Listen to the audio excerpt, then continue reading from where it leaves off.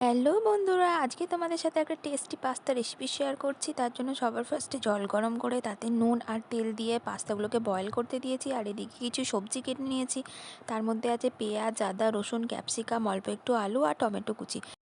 এরপর তেল গরম করে তার মধ্যে প্রথমে রসুনগুলোকে ভেজে নিলাম, তারপরে দিয়ে দিলাম কুচি করে রাখা পেঁয়াজগুলো ভালো করে ভেজে নিয়ে এর মধ্যে দিয়ে দিলাম কুচি করে রাখা আদা।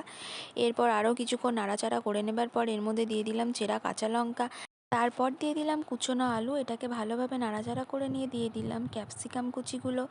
এরপর ভালো করে নেড়ে এখানে দিলাম অল্প একটু পাস্তা মশলা আর কিছুটা নুন।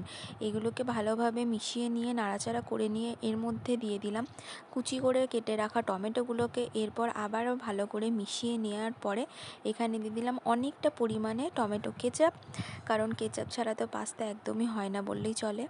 তারপরে বয়েল করে রাখা পাস্তাগুলোকে দিয়ে ভালোভাবে নাড়াচাড়া করে মিশিয়ে নিলাম।